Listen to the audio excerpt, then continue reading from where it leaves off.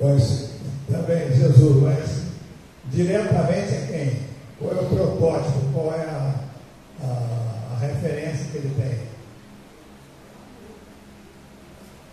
Quem é chamado profeta messiânico? Isaías, muito bem, alguém falou certo, eu sei quem, alguém falou certo aí. É Isaías. Isaías é o profeta messiânico. E por isso, a nossa lição de hoje, número 10, ela vai trabalhar a ideia do servo sofredor, passando por Isaías, mas refletindo no Mestre Jesus, lá na frente, aquele que viria para redimir a humanidade perdida.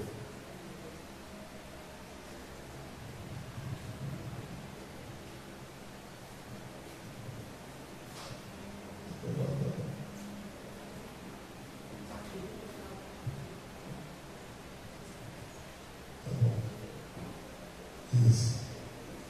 Ótimo. Então, o sofrimento do servo do Senhor. A introdução. Como introdução, nós temos o sofrimento do servo do Senhor, está em Isaías, capítulo 48, versículo 1.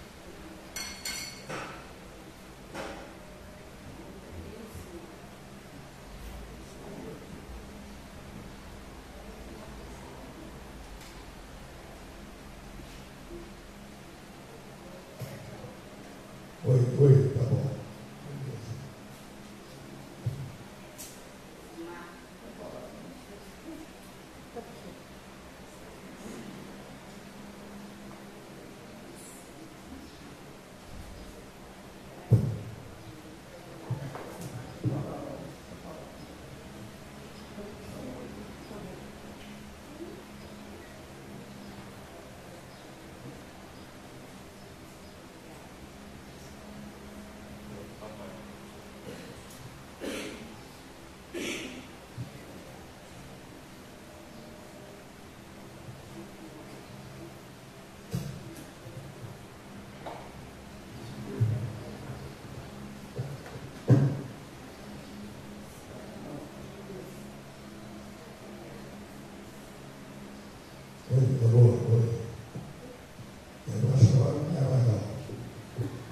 Então, a introdução é o sofrimento do servo do Senhor, Isaías capítulo 49, versículo 1 e 52, versículo 12. Meus irmãos, essa lição é uma riqueza extraordinária. Os irmãos que tiveram o privilégio de estudar em casa a lição vão compreender muito melhor a lição de hoje.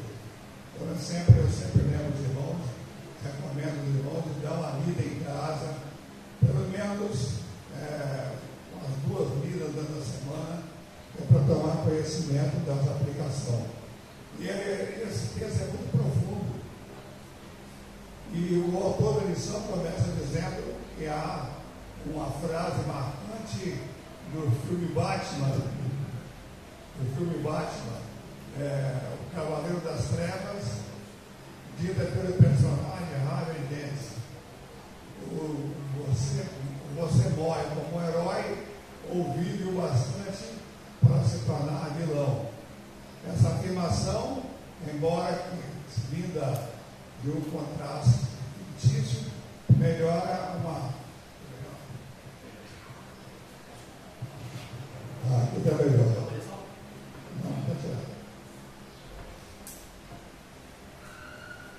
Então, essa afirmação, embora vinda de um contexto fictício, reflete uma toda a realidade da vida. Muitas vezes, quem faz o bem acaba sendo interpretado ou até rejeitado. Às vezes, fazemos o bem para uma pessoa, fazemos o bem para o nosso semelhante e encontramos depois a ingratidão, encontramos o desprezo, encontramos a indiferença. E quem mais nós precisamos, e quem mais nós necessitamos, nós temos a indiferença, nós temos a ingratidão. Por isso nós devemos ficar atentos sobre isso porque essa é a realidade.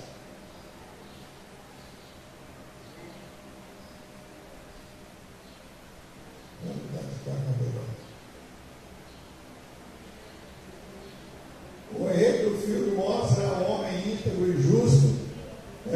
O filme mostra que tem um personagem que é um promotor público de uma conduta muito equilibrada, de uma conduta muito equilibrada, mas que ele, numa certa fase da vida, ele passa a ser um psicopata.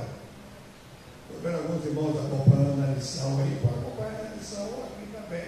Aqui no slide eu fiz o resumo da lição. E na certa fase da vida ele começa a se tornar um psicopata. O que é um psicopata, meus irmãos? O que é um psicopata? Sabe dizer?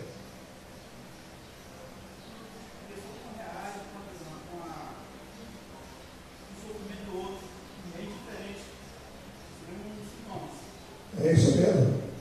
O psicopata ele não tem sentimento. Quando vê o camarada, o sujeito que assassina 2, 3, 4, 5, 10 pessoas, e ele nem está aí, ele não importa, ele não tem sensibilidade. Isso é psicopata. O psicopata não tem sensibilidade. A pessoa normal, quando comete um delito qualquer, até uma multa de trânsito, ele se sente preocupado. Já o psicopata, ele não se sente preocupado com aquilo que acontece. As coisas vão acontecendo, as coisas vão surgindo, e ele não liga. Então, ele não se importa. Então, o filme mostra que esse elemento, então, se torna, então, um psicopata. As escrituras...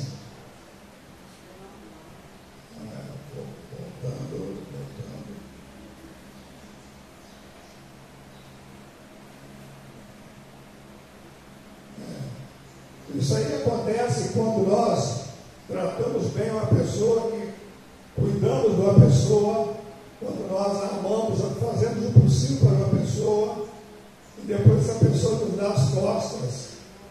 Quando a gente precisa dela, ela não nos atende. Parece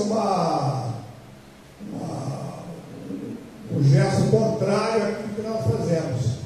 Nós fazemos o bem para uma pessoa, e quando nós precisamos dela, ela age mal com a gente. Isso aí acontece, o exemplo está no slide do jogador de futebol, por exemplo, quando ele passa por um time que ele está numa boa fase, que ele acaba fazendo boas jogadas, ele é valorizado, ele é vendido para um outro time. Tá? E quando aquele time vai jogar com o time que jogava antes, ele é desprezado, ele é humilhado. Isso, quem gosta de futebol aí já viu isso várias vezes. Ele é humilhado, logo ele pega a bola, uma vaia em cima dele. Ele não fez nada, ele está trabalhando.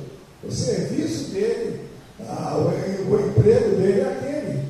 Então ele acaba, ou mesmo quando ele volta para o time que ele jogava antes, a cobrança é muito maior ainda. Então, na vida real, temos algo parecido. Quando retornam, repetem o mesmo desempenho ou são vaiados. Bom, também acontece conosco na situação. Situação do dia a dia, de pessoas a quem ajudamos, podem com o tempo voltar-se contra nós, com desprezo ou com indiferença. Eu espero que ninguém aqui tenha passado por isso. Porque se como uma pessoa pode fazer pergunta, tá, irmão? Não estamos no sermão, não, estamos no estudo da escola dominical. Quando nós fazemos o bem a uma pessoa e quem nos trata mal, a ingratidão parece que dói mais. Quando a pessoa não é desconhecida e que nos trata mal, é uma pessoa distante, não há vínculo entre eles. Mas quando há um vínculo entre essas pessoas, e fazemos bem para alguém e depois ele nos trata mal, é mais dolorido ainda, porque a gente espera o bem que nós fizemos, mas ele não nos trata bem, ele trata mal, né? E as Escrituras nos mostram que isso não é novidade alguma. Moisés foi criticado e hostilizado pelos próprios irmãos. Moisés está lá em Números capítulo 12. Coré, Datã e Abirão também se revoltaram contra a liderança, está em Número 16. E entre os profetas de Deus, muitos também sofreram desprezo, sendo tratados com desdém por aqueles a quem foram enviados. Você quer ver um exemplo maior do que Jesus? Na hora de fazer a multiplicação dos pães, havia mais de 5.000 pessoas. Tem comentaristas que dizem que havia mais de 12.000 pessoas, porque eles contavam somente homens e acima de 18 anos. Não contavam mulheres nem crianças. Então havia a média de 12 a 15 mil pessoas lá no Sermão do Monte, quando Jesus fez a multiplicação dos pães, e essas pessoas então estavam lá para comer, para encher a barriga. E quando Jesus foi entrando em Jerusalém, eles tiravam suas vestes, forravam, colocavam ramos de flores para ele entrar. Mas depois que ele foi condenado, aquelas mesmas pessoas que pediram, que glorificavam o bendito aquele que vem em nome do Senhor, foram os primeiros aí contra Jesus, dizendo morte a Jesus, só se Barrabás. Isso dói muito, meus irmãos. Calculo como doeu em Jesus, como Pedro falou, né? Não conheço esse homem. Pedro, que vivia com Jesus, que andava com ele, que morava com Jesus nas estradas da vida, quando Jesus ele fala que ele queria negá-lo, Jesus disse que ele ia negá-lo 3 vezes, ele fala que não ia negar, e aí então o que acontece? Antes que o galo cante, 3 vezes me negarás. Deixa eu fazer aqui um parênteses que muita gente não sabe. O galo canta não é galo marido da galinha não, tá, meus irmãos? O galo aqui é o galináceo, é o instrumento que o guarda tinha para trocar, para mudar a guarda. Deu para entender isso aí? É o galináceo. O galináceo é um instrumento de sopro que dava o sinal para trocar a guarda, para sair aquela guarda para descansar e entrar a outra guarda para trabalhar. Era o galináceo. E eu há muito tempo pensei também que era galo, mas não é galo não, é o galináceo, é um instrumento que havia naquela época. Bom, vamos continuar. Imagine, meus irmãos, como doeu em Jesus, Pedro falando, não, Senhor, se for preciso morrer, eu morro por ti. Do respeito sobre essa pedra edificarei a minha igreja. E ele, o que fez? Ele falou, não conheço tal homem, eu nunca ouvi falar de Jesus, eu não conheço tal homem, nasceu a sua língua de Galileu, você conhece Jesus? Não conheço, nunca ouvi falar nele. Isso dói muito quando alguém da nossa família, um irmão levanta falso sobre a gente, fala uma mentira sobre a gente, faz uma coisa errada na família e fala que a gente, quando é um estranho, dói menos. Quando não é um estranho, dói mais ainda. Isso é verdade. Vamos lá.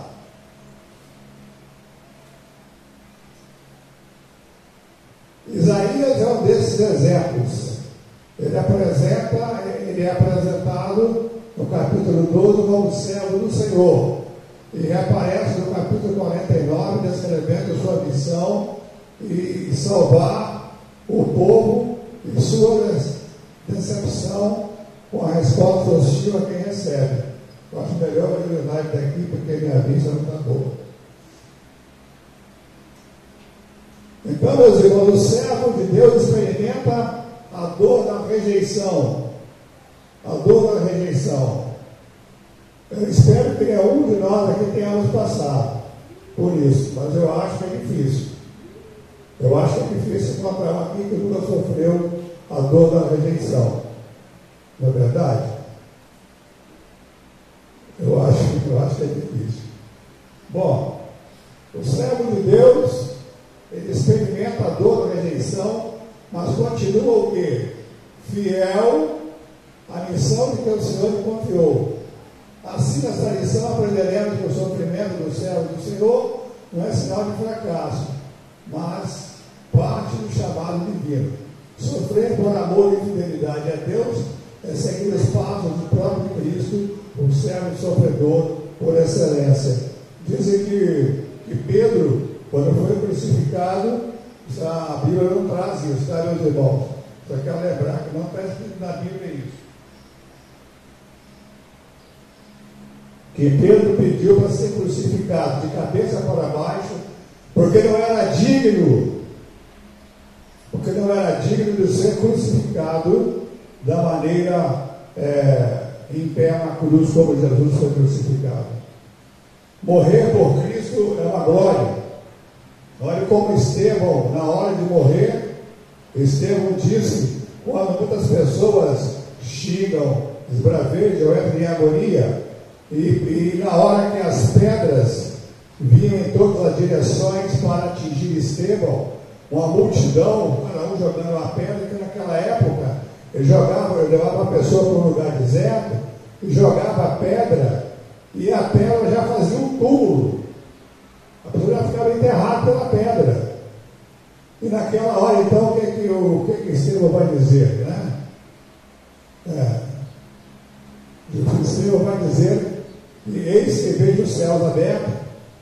Naquela hora de morrer, eis que vejo os céus abertos e o Filho do Homem em pé à destra de Deus. Assim é, meus irmãos. Vamos prosseguir. Identidade do servo. O capítulo 49 de Isaías inicia com o chamado do servo desde quando? Desde o ventre. Pode falar, meus irmãos, foi no senhor, calma. Desde o ventre da sua mãe, ele foi chamado, ele foi vocacionado para ser esse grande profeta, o que mais profetizou sobre a vida de Jesus. Ele é chamado profeta messiânico, porque ele foi o profeta que mais profetizou sobre a vida de Jesus. Tá? Esse servo é escolhido por Deus para restaurar Israel e levar salvação às nações. O versículo 13 apresenta o dilema. Tu és meu servo, você tem a palavra de Deus. Tu és meu servo, é Israel por quem ele se glorificado. Embora chamado de Israel, o servo tem a missão de trazer o próprio Israel de Deus de volta. 45, 5, 6. O que mostra que ele não é a nação coletiva, mas o indivíduo que representa o verdadeiro Israel. Deus aqui chama Isaías de Israel. Por que vocês acham que Deus chama Isaías de Israel? Porque é o que diz aqui a lição. Aqui a lição fala assim. Por que a lição fala assim? Por que Deus chama Isaías de Israel? Porque Isaías era Isaías, mas Deus não chama de Israel. Olha aqui. Apresenta o dilema: tu és meu servo, és Israel. Tem palavra de Deus, porque hei de ser glorificado. Por que vocês acham que ele? Por que vocês acham que ele chama Isaías de Israel? Tem alguma ideia por quê? Será que é porque ele era um protótipo de Jesus? O que é um protótipo? São símbolos de Jesus. Josué foi símbolo de Jesus, Amós foi símbolo de Jesus, e principalmente Isaías. Vários profetas foram símbolos de Jesus. Mas, sem dúvida alguma, o símbolo de Jesus, o ministério de Isaías, ele se identifica muito, mas muito mesmo, com a vida de Jesus, com a morte de Jesus. Então, talvez seja por causa disso. O servo tem a missão de trazer o próprio Israel de volta a Deus, porque mostra que ele não é a nação coletiva. Ele, quem? Isaías, não é a nação coletiva, mas o indivíduo que representa o verdadeiro Israel. Entendeu agora, meus irmãos? Porque Deus chama Isaías de Israel. Deu para entender? Deu não, eu explico de novo. Se deu para entender, eu explico de novo. Deu para entender? E o que significa a palavra Israel? Está escrito aí, ó. O que significa o nome Israel? É só ler. Aquele que luta com Deus. Deus prevalece ou vive. Aquele que luta com Deus. Deus prevalece, ou príncipe de Deus. Então tem esses três adjetivos aqui que é atribuído ao nome Israel. Então quando alguém tem o nome de Israel, tem esses três atributos. Que luta com Deus, que Deus prevalece, é o príncipe de Deus. Vamos prosseguir. A nação fracassou em sua vocação ao ser luz para os gentios. Isaías 42, 6 e 48, 1. Tornando-se cega, surda espiritualmente. Que nação é essa que fracassou? Que nação é essa que fracassou aqui, que Deus está dizendo? Israel fracassou. Foi Israel. Sabe tudo, levou e trabalho. Ele sabe tudo. Diante disso, Deus levanta o cetro. Quem é o cetro? O Israel, que é quem? Quem é o Israel aqui? Falamos agora. Vou dar zero para todo mundo. Falamos agora. Quem é Israel? É Isaías. Por isso chama, olha, Deus levanta o seu cetro como Israel fiel, que cumprirá a missão redentora frustrada. Sua obra não se limita à restauração de Jacó, mas alcança até a extremidade da terra. Isaías 49, 6. O Novo Testamento identifica esse servo com quem? Com Cristo, Atos 13, 47. O Filho obediente que realiza plenamente a vontade do Pai. Esse sim. Isaías até teve um momento, já vamos ver lá na frente, Isaías até ele usa a palavra debalde. Debalde tem falado com esse povo. Essa palavra debalde da lição, pode olhar aí. Não, para ele mover. Isaías tem hora que, como ser humano, Isaías fala, eu não aguento mais falar para esse povo não se consertar. Mas Jesus não teve nenhuma dúvida de ficar firme nas promessas do Senhor, Deus do seu Pai. Ele não se furtou em nenhum momento de fugir daquilo que era importante. E louvado seja o nome do Senhor, porque Ele sim, com a morte na cruz, nos resgatou do vil pecado, nos tirou do pecado e da morte e abriu com seu sangue um caminho que nos conduz para a vida eterna. Jesus sim, não reclamou. Ele falou uma hora, paz, se for de tua vontade, paz de mim ficares. Se parar aí, está incompleto o versículo. Todavia, não se faça a minha, mas sim a tua vontade. Quer dizer, Senhor, o Pai, eu quero que paz de mim ficares. Mas a minha vontade não seja feita, e sim a tua vontade. Né? O Novo Testamento identifica o servo com Cristo, filho obediente, e realiza plenamente a vontade do Pai. Ele é o verdadeiro Israel, separado, o mediador entre Deus e os homens e a luz das nações. Assim o servo de Isaías 49 É figura messiânica, chamada desde o ventre, substitui o Israel infiel, que cumpre em si a vocação redentora em trazer a salvação ao mundo. Meus irmãos, o povo de Israel é um tanto complicado, vocês não acham? Você não acha que Israel é um tanto complicado? Ou não acha que era complicado? Imagine quando Moisés vai descer o povo de Israel lá embaixo, vai em companhia de Arão, e vai subir o Monte Sinai, e fica lá 40 dias e 40 noites. Quando ele desce, ele encontra o quê? O que ele encontra quando desce? Pode falar, irmão, eu sei que vocês sabem, pode falar. Fizeram um Deus de ouro, um bezerro de ouro, né? Que era um Deus lá do Egito, Boiapis. Chamava Boiapis, era um Deus para eles. Fizeram um Deus e começaram a adorar. Era um povo que caminhava pelo deserto, tinha uma nuvem de fogo à noite que clareava para caminhar e aquecer.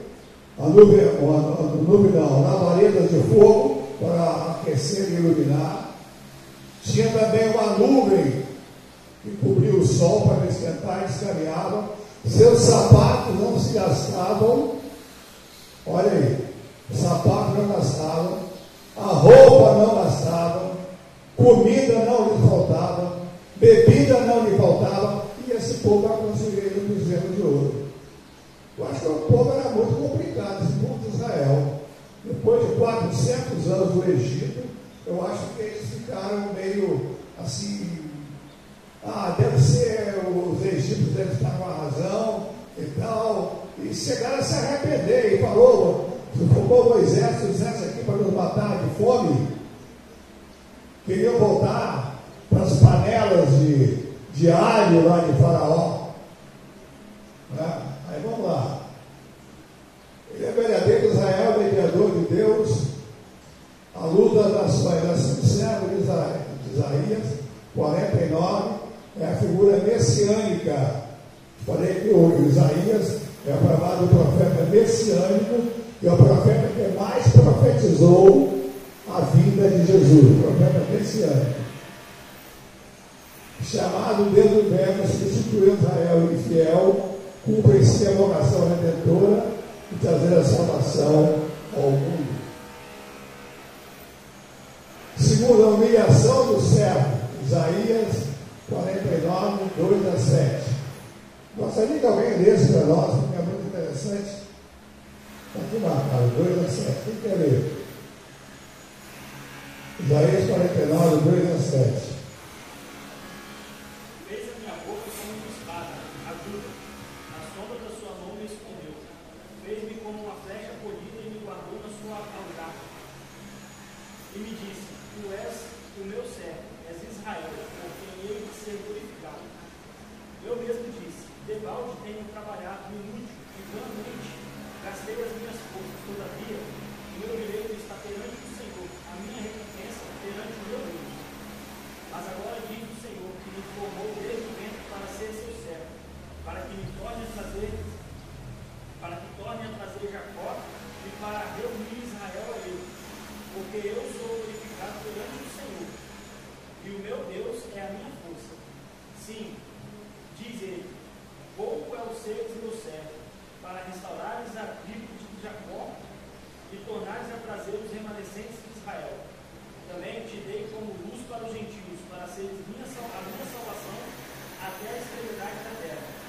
Assim diz o Senhor, o Redentor e Santo de Israel, ao que é desprezado, ao aborrecido das nações, ao servo do tirano. Os reis verão, e os príncipes se levantarão, e eles te adorarão por amor do Senhor que é fiel, e do Deus de Israel que te escolheu. Tem duas palavras aqui que eu quero perguntar. A primeira palavra, debalde. Eu falei antes, debalde. O que quer dizer a palavra debalde? Essa frase foi usada por Isaías. Ele fala aqui, olha, quando você não souber uma frase, você leia antes, você leia depois, e o sentido vai aparecer mais ou menos ali. Então Então o que é debalde? Inútil. Eu mesmo disse, inútil tenho trabalhado aqui. Inútil e viamente gastei as minhas forças. Todavia o meu direito está perante o Senhor, e a minha recompensa perante o meu Deus. Ele falou, não interessa, eu estou trabalhando à toa, mas foi Deus quem mandou, eu vou fazer. Deus é o Deus dos milagres. Deus faz cada coisa tão simples, que nós até achamos que não tem sentido. Olha, que tinha um cego lá na beira do tanque de Betsaida, tinha um cego, e Jesus cuspiu no chão, e fez uma lama com o pulpo e passou no olho do cego. Qualquer médico oftalmologista hoje vai dizer, que nojeira. E a pessoa falar isso com um médico oftalmologista, especialista em vista, cuspir no chão e fazer uma lama e passar no olho da pessoa. Agora vai lavar no tanque de Siloé. Deus usa as coisas mais simples para impressionar. E o homem foi, lavou e voltou vendo ou sem enxergar. Enxergando, ele viu o homem como árvores caminhando, a vista foi voltando aos poucos, aquela nuvenzinha foi voltando aos poucos até chegar. Outra palavra que eu grifei aqui é a palavra aljava. Está aqui a palavra aljava. O que quer dizer? Eu não grifei a palavra aljava. Mas o que é aljava? Aljava é uma sacola que eles carregavam aqui, carregando as flechas. Aljava carregava a flecha ali. Nossa época chamava Borná. Embornar. Não, mas é diferente. Embornar era largo. E esse tinha que ser de couro. Tinha que ser de couro de boi para as flechas não ir batendo uma na outra. Eu lá no interior de Minas eu usei muito embornal. Eu usei muito mesmo quando criança. Tá? E até para eu ir para a escola eu ia de embornal, porque não tinha mochila para levar. Eu passei por isso. Vamos lá. Desprezado e humilhado, o servo representa o Messias que sofre, mas permanece de obediente. Sua vitória não está no sucesso humano, e sim na fidelidade de Deus. Quando nós fazemos alguma coisa, meu irmão, minha irmã, presta atenção aqui, presta atenção. Quando você fizer alguma coisa para uma pessoa e ela te tratar com desdém, elas fizeram também isso com Isaías e fizeram com Jesus. E outros profetas. Você é melhor do que ele, né? Nós somos migalhas perto de Deus. Então, quando o irmão te magoar, você faz o bem para ele, você ajuda ele, você é útil para ele. E na hora que você precisa, parece que tem prazer em te negar alguma coisa. Parece que tem alegria em dizer não. Aquilo dói bastante, nós vamos lembrar. E os próprios discípulos passaram por isso. Os próprios discípulos passaram por isso quando eles queriam. Jesus falou, você quer ir embora? Quer se retirar também? Quando estava todo mundo abandonando Jesus, Jesus falou, vocês também querem ir embora? E Jesus falou, ele falou, não, Senhor, para onde iremos nós? Só tu tens palavras de vida eterna. Isso é muito interessante. Vamos lá. Desprezado, humilhado, representa o Messias, que sofre, mas permanece obediente. Sua vitória está no sucesso, não está no sucesso humano, e sim na fidelidade de Deus. Não importa se o homem valoriza ou não o que você faz.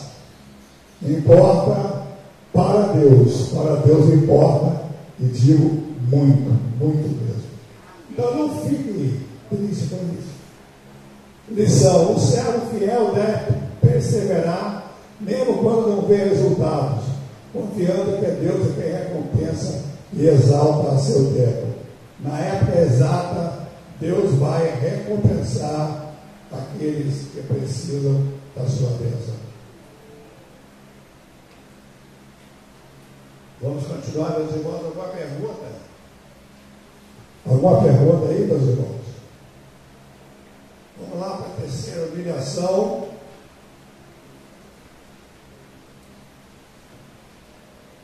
Humilhação do servo. Isaías 49, 4 a 6. Depois de experimentar profunda humilhação e desprezo, o servo do Senhor finalmente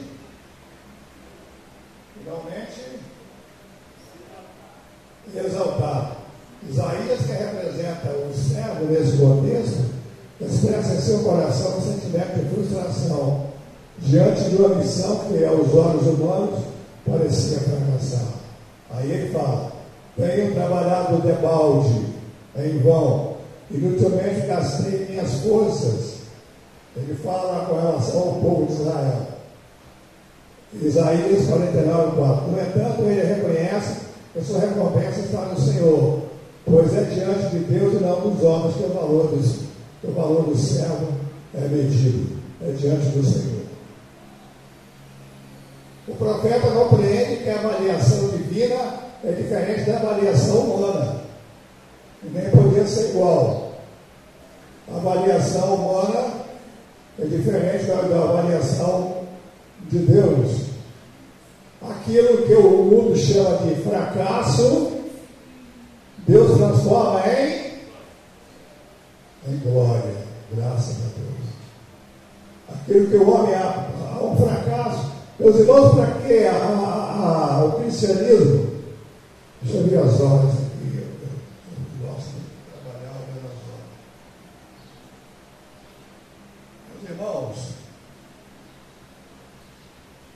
o Evangelho tinha tudo para dar errado. Não tinha? Fala a verdade. O que vocês acham? O Evangelho tinha tudo para dar errado. O Evangelho começa com o nascimento de Jesus, nascido numa manjedoura. Eu acho que o mais pobre de nós aqui não nascemos numa manjedoura. Jesus nasce no coxo, numa manjedoura. Aí logo depois, ele é obrigado a fugir para o Egito. Eu acho que nenhum de nós aqui, os nossos pais, tiveram que fugir para não sermos mortos. E Jesus vai sofrer, tinha tudo para dar errado. Quando Jesus cresce, quando ele se torna adulto, ele começa a sua missão, ele começa a ir na contramão daquilo que ensinavam. Porque o convencimento é através da espada. Se convencia quem lutava mais, era a espada que mandava. E Jesus vem com uma palavra de amor e ternura, vem. Se alguém lhe ferir uma face, dá outra. Se alguém você mandar você andar uma milha, vai com eles duas.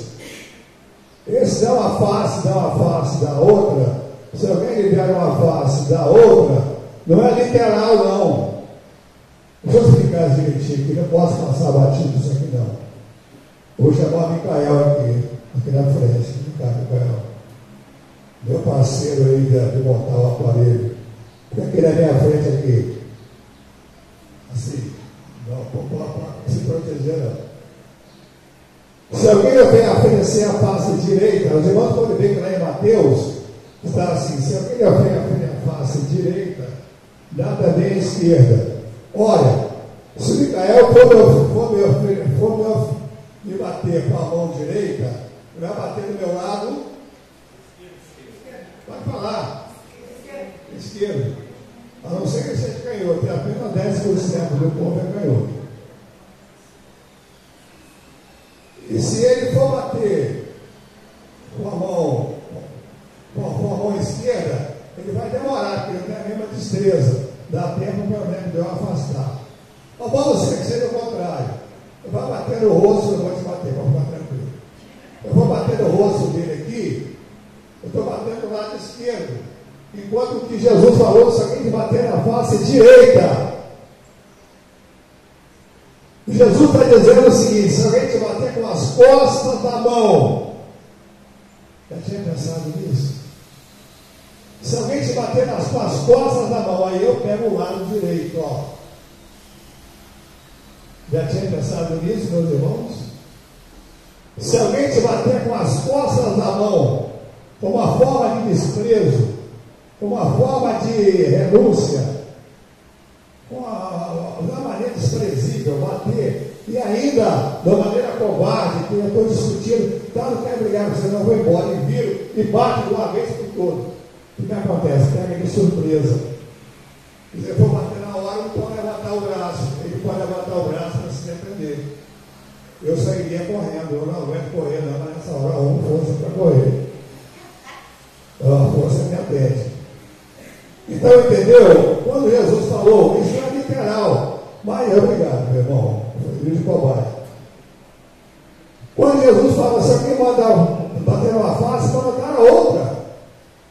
Se alguém bater na face direita, se alguém bater com a face, com as costas da mão, você pode falar assim, com as costas da mão. Só tem uma maneira de bater com as costas da mão. Pegar a face direita. E pode ler que lá em Mateus fala com a face direita. Não fala a face esquerda. Não fala a face esquerda. Jesus foi na contramão. Se alguém obrigar a dar uma milha, vai com ele duas. O que quer dizer isso? Havia uma lei romana. Os romanos estavam dominando a Palestina. A Palestina estava sob o domínio do Império Romano. E tinha uma lei romana que era aplicada na Palestina, que dizia o seguinte: se um carteiro, que era chamado de estafeta, o carteiro andava com um saco de carta nas costas, pela estrada, a pé. Se ele encontrasse alguém que fosse na mesma direção, ele podia falar: leva para mim esse saco de cartas. E a pessoa era obrigada a levar uma milha, que dá mais ou menos 1.500 metros, 1.585 metros. A pessoa era obrigada, a lei romana mandava fazer isso. Se alguém te obrigar, quer dizer, se a lei te obrigar a andar uma milha, vá com ele duas. Então o cristão vai fazer o seguinte: o cristão vai, olha, você vai ir para lá, leva esse saco de cartas para mim. Ele coloca o saco de cartas nas costas e vai caminhando e conversando com ele. Ele não está fazendo vantagem nenhuma, que a lei mandava fazer aquilo. Quando chegava a 1 quilômetro, o que acontecia com a pessoa? A pessoa comum jogava o saco de cartas no chão e se mandava. Já o cristão, ele ia conversando com a pessoa levando o saco de cartas. Chegando a uma milha, o estafeta, o carteiro, pensava: ele vai jogar o saco de cartas no chão. Mas o cristão não jogava o saco de cartas no chão, continuava a caminhar a segunda milha. Essa segunda milha é a milha da oportunidade, é a milha do amor, é a milha da ternura, é a milha do perdão, é a milha da palavra de Deus. E aí a pessoa ia ouvir, porque o companheiro de viagem estava levando o saco de cartas para a segunda milha. Eu joguei a carta porque eu conheço um homem chamado Jesus, que mudou a minha vida. Você já o conhece? Se alguém der mandar andar uma milha, vai com ele duas. E a segunda milha é a milha da oportunidade. Alguém não entendeu o que eu falei? Eu repito: isso é tão importante, você tem que saber disso. Alguém quer que eu repita? Quer que eu repita? Apenas uma pessoa apenas assim. Quer que eu repita? Vou repetir. O estafeta era o carteiro daquela época. O estafeta era o carteiro. E o estafeta andava carregando pelas estradas da Palestina o saco de cartas, aquele saco pesado.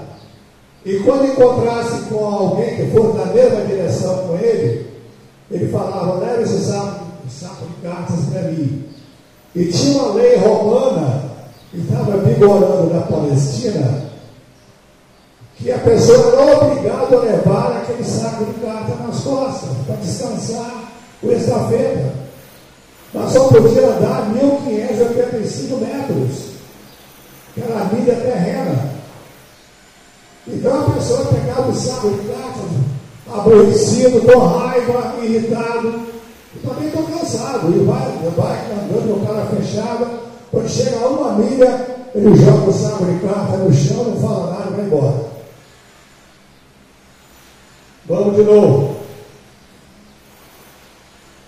Se o estafeta fala com o cristão: leve o saco de cartas para mim. O cristão: pois não, coloca o saco de cartas nas costas e vai conversando com ele alegre e feliz, alegre, feliz e satisfeito.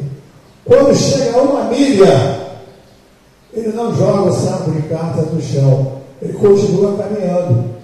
Então o homem fala: por que você não jogou o saco de cartas no chão? É porque eu sou cristão. Eu conheci um homem chamado Jesus, que me ensinou a andar a 2ª milha. E essa 2ª milha é a milha do amor. Você tem que amar como Jesus te amou. Você tem que perdoar como Jesus te perdoou. Você tem que esquecer como Jesus esquece os seus pecados. É a milha da oportunidade, é a milha da salvação, é a milha do perdão, é a milha da graça. A 2ª milha da graça. A primeira era a obrigação, era a lei romana. A 2ª, a lei de Jesus, a lei do perdão. Alguém não entendeu ainda? Vou explicar para a 3ª vez. Todo mundo entendeu, graças a Deus, aleluia. Eu vou dizer o exemplo que eu poderia dar: 1.585 passos, uma milha tem 1.585 passos, porque era os passos que o soldado romano dava para ir até a guerra, levando 40 quilos nas costas. Eles caminhavam 1.545 milhas.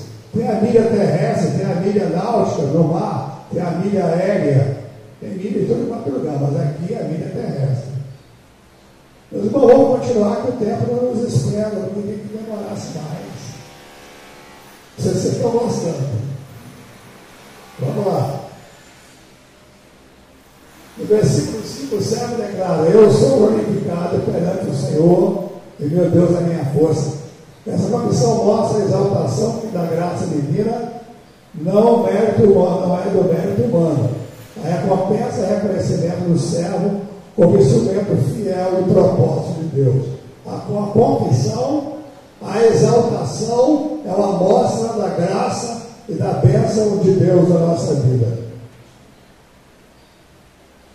Deus ainda amplia a missão. Pensando que Deus dá chance.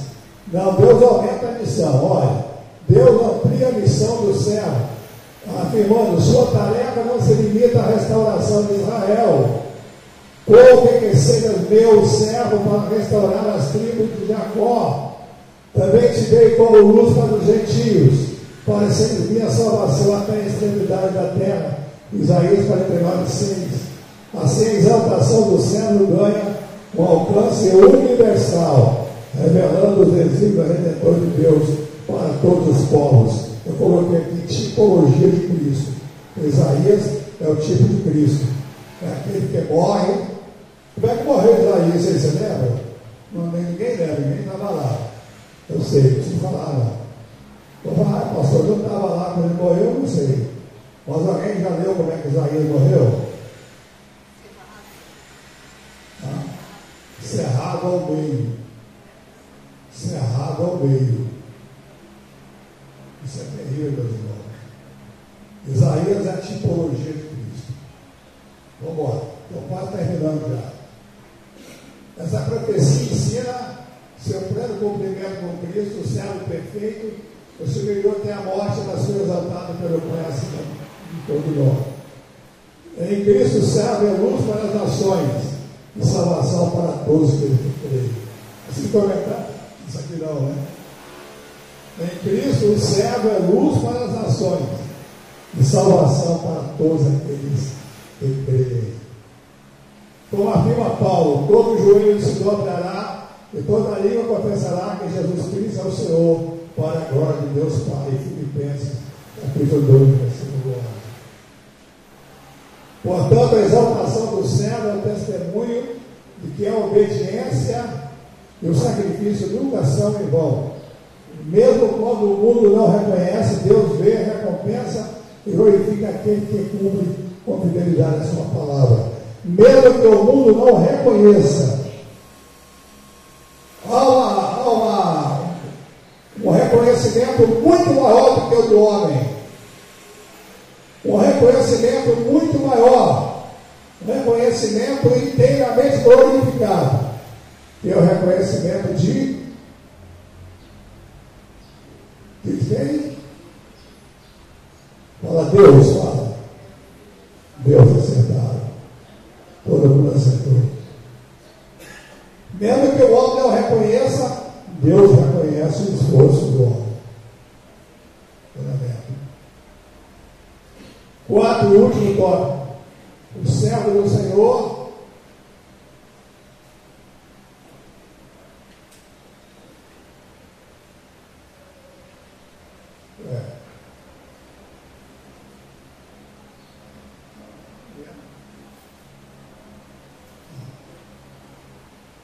O servo do Senhor, que antes foi humilhado e desprezado, recebe agora a recompensa prometida por Deus. Sua missão não se limita ao povo de Israel, mas é de todas as nações, cumprir o propósito divino e levar a salvação até os confins da terra. Está falando aí de quem aqui? De quem? De qual apóstolo? Isaías, falando de Isaías na representatividade de Jesus.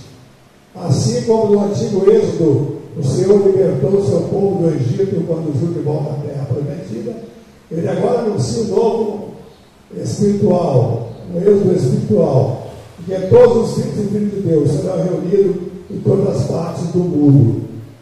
Já esse texto aqui, ele está falando sobre o juízo final, quando todos serão recolhidos de várias partes do mundo. Estamos encerrando. Isaías descreve esse retorno como uma restauração universal e gloriosa, marcada pelo amor de Deus que jamais se esquece dos filhos. Mesmo diante da aparente fracasso do servo, sua obediência revela-se como um caminho para a vitória. O sofrimento não é o fim, mas é o meio pelo qual Deus manifesta a sua glória. Olha o caso de Jó. O sofrimento não é o fim, mas Deus foi glorificado em Jó. Aquele servo inocente, quem nasceu? Quem pegou o Senhor? Foi ele ou seus pais para que ele nascesse servo? O que é que Jesus respondeu? Nem ele pecou, nem seus pais pecaram. Mas nasceu assim para que fosse manifestado nele a glória de Deus. Em Cristo Senhor, em Cristo o servo perfeito, a cruz transforma em símbolo de redenção de um. O que parecia derrota torna-se exaltação. Assim o servo do Senhor cumpre sua missão de restaurar a comunhão entre Deus e a humanidade, mostrando que a verdadeira recompensa está na obediência fiel e no cumprimento da vontade de Deus. Meus irmãos, qualquer que for a mensagem, o Evangelho, a incumbência que Deus nos dá, Ele está conosco. Eu dizia que Deus seria um tirano se Deus nos enviasse para a guerra contra o pecado, a guerra contra o mundanismo, a guerra contra o inferno, e não nos revestisse do Espírito Santo. Deus jamais faria isso. Quando Deus manda, Ele também nos dá os equipamentos, as armas necessárias para lutarmos contra o inimigo. É impossível seguir. Conclusão, encerrando o nosso estudo, enxergamos o ministério terreno de Jesus um grande sucesso ou um grande fracasso. O ministério de Jesus foi um grande sucesso ou um grande fracasso? Isso é fácil.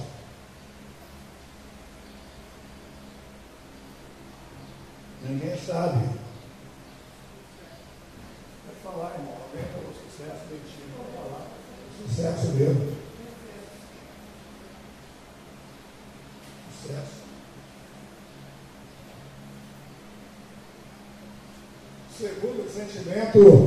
Segundo sentimento surge no seu coração ao saber que você paga a recompensa de Jesus em razão da obediência dele ao comissionamento do Pai. Deixa eu explicar isso aqui, que ficou meio confuso aqui.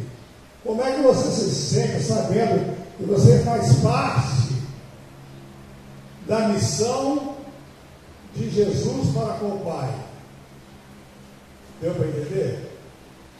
Como é que você se sente fazendo parte da missão de Jesus para com o Pai? Entendeu agora? Entendeu direitinho?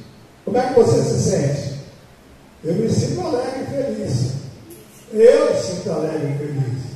E tenho certeza que todos vocês se sentem alegres e felizes por fazer parte de um projeto de Deus, de Jesus, para Deus o Pai. Vamos finalizar. Terceiro. Terceiro.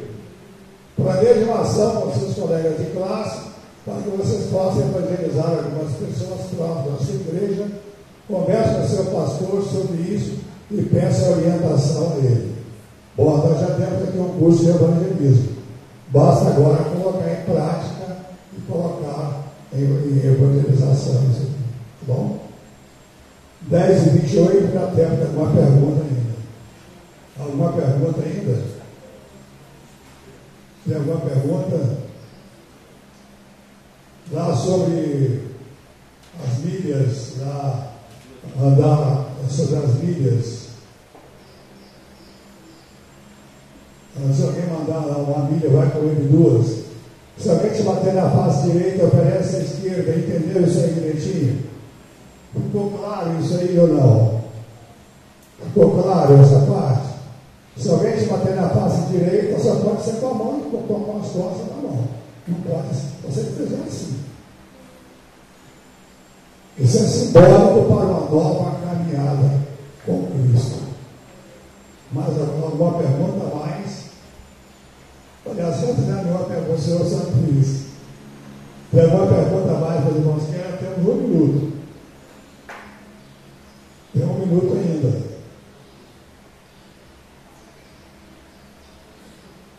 Jesus é o único Salvador das nossas almas. E Ele ama acima de todas as coisas. Ele ama o pecador e odeia o pecado. E se nós entregarmos nossa vida a Jesus, Ele vai transformar a nossa vida de dificuldade, de dores, em vida de bênçãos espirituais. Vamos entregar nossa vida a Deus em nome de Jesus. Nós terminamos aqui ou nós chamamos os nossos irmãos superintendentes?